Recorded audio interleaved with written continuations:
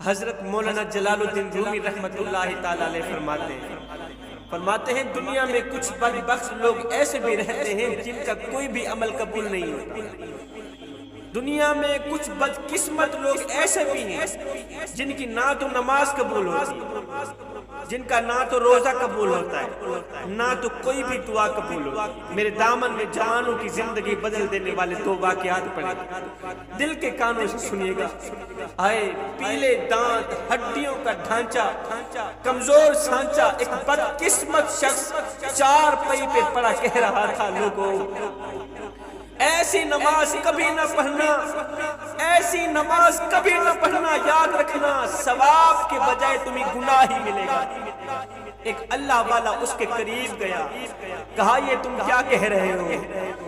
ایسی کون سی نماز ہے جس کے پڑھنے سے ثواب کی جگہ گناہ ہی ملتا ہے؟ اس نے کہا مجھے عبرت سے دیکھو اور میری کہانی سنو۔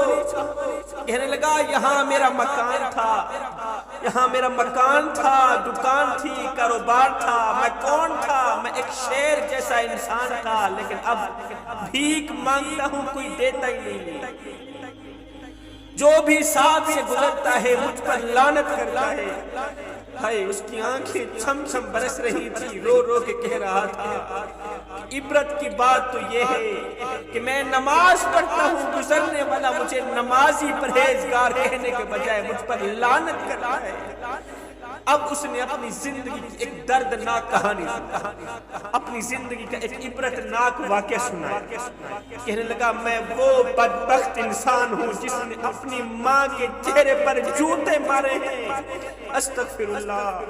کہنے لگا ایک رات میں اپنے بد کردار غنڈے دوستوں کے ساتھ سینما دیکھنے گیا، ساری رات کنجریوں کے طوائفوں کے ڈانس دیکھتا، شرابوں میں مست رہا۔ واپسی رات 2 بجے گھر پہنچا، گھر پہنچ کر ماں سے کھانا مانگا۔ ماں نے شرم دلائی، وہ ساری رات آوارہ گردی کرتا ہے تو باپ کی عزت کو کیوں خاک میں ملا رہا ہے؟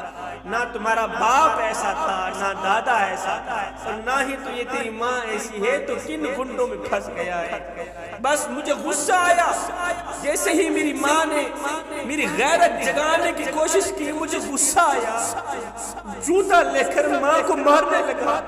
2 جوتے اس کے منہ پر لگے۔ ہائے ماں کے منہ سے بے ساختہ ایک آواز نکلی، ایک دردناک آواز نکلی۔ وہ آواز ہواؤں کو پھاڑتی ہوئی، فضاؤں کو پھاڑتی ہوئی، پہلے آسمان کو چیرتی ہوئی، دوسرے آسمان کو چیرتی ہوئی، 7 آسمانوں کو چیرتی ہوئی، اس دردناک آواز نے عرش کو جا ہلایا۔ رو کر کہنے لگی او عرش والے رب، تو نے مجھے اس لیے بچہ دیا تھا کہ آج ماں بیٹے سے جوتے کھا رہی ہے۔ اے رب رات کا دوسرا پہر ہے، میری سن، مجھے اپنے پاس بلا لے، مجھے اپنے پاس بلا لے، میری کمزور ہڈیاں اب مزید جوتے نہیں کھا سکتی۔ اے رب جس نے ماں کے منہ پر جوتے مارے، جس نے ماں کو دکھ دیا ہے، اس کتے کو دنیا و آخرت میں تباہ و برباد کر دے۔ اس کی نہ تو دعا قبول کرنا اور نہ ہی تو نماز قبول کرنا۔ کہنے لگا اس وقت ماں کی ان باتوں کو سنتا سنتا میں سو گیا۔ رات کو پاؤں میں ایک درد سا اٹھا، پاؤں لرزنے لگا، صبح تک پاؤں سوج کر بہت سا موٹا ہو گیا۔ ڈاکٹروں کو دکھایا، بڑے بڑے حکیموں کو دکھایا، آخر پاؤں کاٹنا ہی پڑا۔ جب ایک بار پاؤں کٹا تو پھر مسلسل دونوں پاؤں کی ٹانگیں کٹتی کٹتی، یہ کہتے ہوئے اس نے اپنی ٹانگوں سے کپڑا ہٹایا۔ اس بدقسمت انسان نے جب اپنی ٹانگوں سے کپڑا ہٹایا، زخم دکھاتے ہوئے کہا بھائی یہ زخم نہیں ہے، یہ ماں کی بد دعا ہے، یہ زخم نہیں ہے، ماں کی بد دعاؤں کا اثر ہے، یہ ماں کی بد دعا ہے، اللہ کا کہہ رہے مجھ پر۔ ماں رو رو کر 1 ہفتے میں چل بسی، جائیداد گئی، بیوی گئی، بیٹے گئے، 4 سال سے یہاں پر ہوں، پیٹ مسلسل بہ رہی ہے، ایسا لگتا ہے کہ ہر وقت کتے کاٹ رہے ہیں، کتے کاٹ رہے ہیں، نیند نہیں آتی۔ گزرنے والے کہتے ہیں یہ وہ لعنتی ہے جس نے اپنی ماں کو جوتوں سے مارا، کتے کی طرح میرے سامنے روٹی پھینکتے ہیں، بیٹوں کو بلاتا ہوں نہیں آتے، ابا نہیں کہتے، رو کر کہنے لگا مجھ پہ ترس کھاؤ، مجھے کوئی ایسا وظیفہ بتاؤ جس کے پڑھنے سے اللہ مجھے معاف کر دے، اللہ مجھے جلد موت ہی دے دے۔ میری زندگی اجیرن بن گئی، میں زندگی سے تنگ آ گیا ہوں، دعا کرو اللہ اس بدبخت کو موت ہی دے دے۔ آئے ماں کے دو جملوں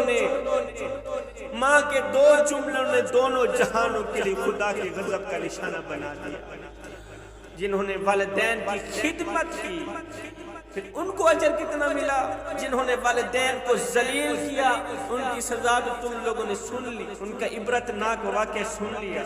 اب جنہوں نے والدین کی خدمت کی، ان کو دنیا و آخرت میں اجر کتنا ملا؟ سنو، ایک نوجوان اپنے والدین کا بڑا ہی ادب کرتا تھا، ہر وقت ان کی خدمت میں مشغول رہتا تھا۔ جب والدین کافی عمر رسیدہ ہو گئے، اس کے بھائیوں نے مشورہ کیا کہ کیوں نہ اپنی جائیداد کو والدین کی زندگی ہی میں تقسیم کر دیا تاکہ بعد میں کوئی جھگڑا نہ ہو۔ اس نوجوان نے کہا کہ آپ جائیداد اپنے پاس رکھ لیں اور والدین کی خدمت کا کام میرے سپرد کریں۔ جتنی بھی جائیداد ہے نا آپ اپنے پاس رکھ لیں، والدین کی جو خدمت ہے اس کا کام میرے سپرد کریں۔ اب یہ نوجوان سارا دن محنت مزدوری کرتا، پھر گھر آ کر بقیہ وقت اپنے والدین کی خدمت اور بیوی بچوں کی دیکھ بھال میں گزارتا۔ وقت گزرتا رہا حتیٰ کہ اس کے والدین کا انتقال ہو گیا۔ پہلے اس کی ماں کا انتقال ہو گیا، کچھ عرصہ بعد اس کے باپ کا انتقال ہو گیا۔ دوسرے بھائی امیر ترین بھائی تھے، ان کے پاس پیسہ تھا، جائیداد تھی، مال تھا، وہ تو امیر ترین تھی۔ اس کے ذمے ماں باپ کی خدمت تھی، ماں باپ کا بھی انتقال ہو گیا۔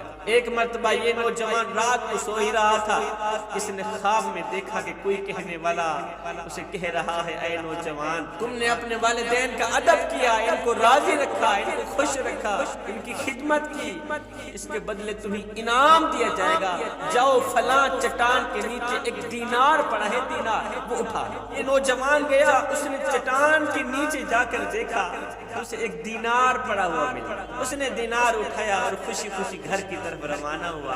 راستے میں ایک مچھلی فروش کی دکان کے قریب سے گزرتے ہوئے اسے خیال آیا کہ اس دینار کے بدلے میں ایک بڑی سی مچھلی خرید لی جائے، بیوی بچے آج اس کے کباب بنا کر کھائیں۔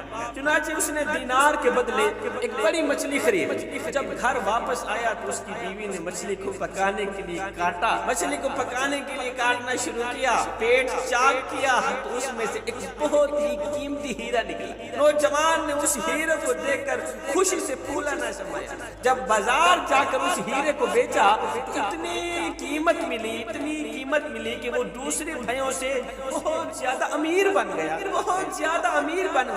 جب لوگوں نے دیکھا پوچھا میاں تو کم دنوں میں اتنا جلدی امیر بن گیا ہے، اتنا جلدی امیر بننے کا راز ہی کیا ہے؟ وہ نوجوان کہتا تھا بھائیو جنہوں نے والدین کی خدمت کی وہ دنیا کے بھی امیر، وہ آخرت کے بھی امیر، انہوں نے دنیا بھی حاصل کر لی، انہوں نے آخرت بھی حاصل کر لی۔ ہاتھ جوڑ کے عرضی کرتا ہوں خدارا والدین کی خدمت کرنا، یہاں پر میں سونے کی تختی پہ لکھنے والا ایک جملہ دے کے جاؤں گا۔ میں کہنا اتنا چاہتا ہوں جوانوں، زندگی میں کوئی ایسا کارنامہ سر انجام مت دینا، زندگی میں کوئی ایسا کام سر انجام مت دینا کہ تیرے بوڑھے باپ کی عزت والی پگڑی کسی کمینے کے پاؤں تلے نہ رولی لے۔ اپنے بوڑھے باپ کی عزت کا خیال رکھنا، بوڑھے والدین کی خدمت کرنا۔ حضرت سیدنا علی المرتضی شیر خدا کرم اللہ وجہہ الکریم نے فرمایا زندگی میں کبھی فرصت ملے تو اپنے بوڑھے والدین کے ساتھ بیٹھ جائے، ان سے ان کا حال چال پوچھ لیا کرو، اس لیے کہ بوڑھے والدین کے ساتھ گزرا وقت قیامت کے دن تمہاری بخشش کا ذریعہ